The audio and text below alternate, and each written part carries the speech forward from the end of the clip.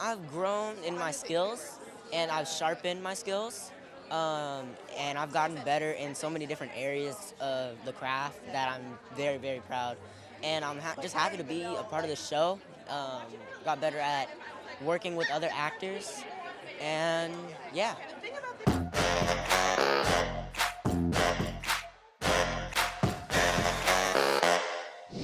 This is Carolyn with Hollywood First Look, and right now I'm here in LA at the season 2 premiere of Paradise. Let's take a first look.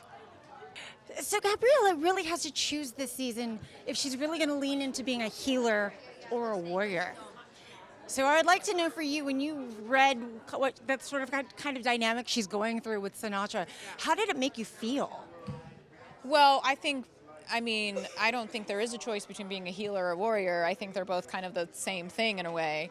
But her allegiance is to the bunker, and her allegiance is to the 25,000 people that are underground. And when she starts to see that Sinatra has some questionable motives, and she's been keeping secrets from Gabriella, it really is in her best interest to dig and to get curious and to ask different questions. You know, what I love about your character is that she is definitely coming into her own.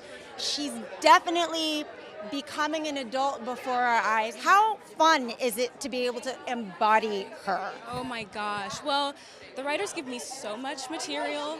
I'm so happy to play around with Presley. And at the end of the day, this is a young girl who's been through so much, through a tremendous loss. And she's navigating her adulthood through that. That's impossible. So, without her parents. So, I'm just glad that I sort of get to be there with her and navigating that too. I really fell in love with the two of them in the way that you find out how they meet. So when you were connecting with Sterling in those scenes, because they're pretty intense and sweet, but also heavy, what was that like? We were getting to know each other as actors and friends, and it was quite a natural progression.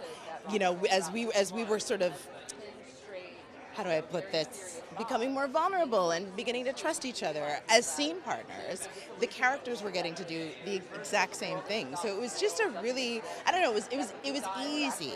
It was easy in that sense. And yeah, he's such a generous actor and producer and kind person. And I just know when I'm in a scene with him that he's got me.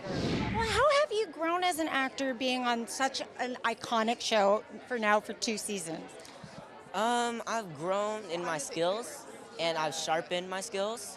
And I've gotten better in so many different areas of the craft that I'm very, very proud. And I'm just happy to be a part of the show. Got better at working with other actors, and yeah.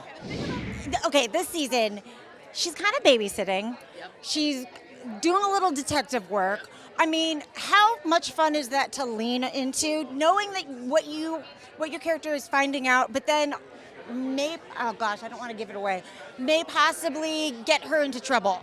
Yeah, I feel like Robinson is in the upside down.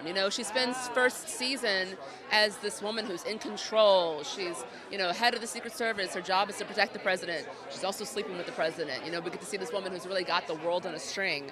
And then at the start of season 2, she's got all of that stripped away. The man she loves has died. She's attempted this coup in the government that doesn't work out. She's sort of in a very low position where she's been removed from the head position of Secret Service. And so I think that getting to play the juxtaposition of what's it like to have no power, to be in a position where you have no other options. How do you operate from that? How do you pull yourself up? He's going on a side quest in season 2. Do you feel he's grown, or even grown? He's become more of an adult in season 2. For sure, yeah. He's definitely grown up, but there's a lot he hasn't experienced. President's son, he's very sheltered, very well taken care of, and I think he was always looking at these problems from the outside, and he finally has a chance to approach them on the ground, and that's quite confronting for him.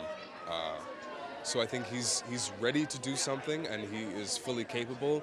There's just a big learning curve in terms of how high these hills actually are to climb that he wasn't prepared for. So the fans' reaction to having Billy die, like I mean, I was so emotional, and of course it's Dan Fogelman, completely unexpected. But how did you take the fans' reaction of like how passionate they were? It was incredible. It was incredible. Sterling told me, he said, the episode drops on February 4th, I think it was, and he was like, your phone's gonna blow up. And I thought, okay, yeah, I'm ready for this. And it really did. My Instagram notifications all day long were just, no, just crying faces. And then the love for hashtag Justice for Billy was really amazing, guys, and I appreciate it.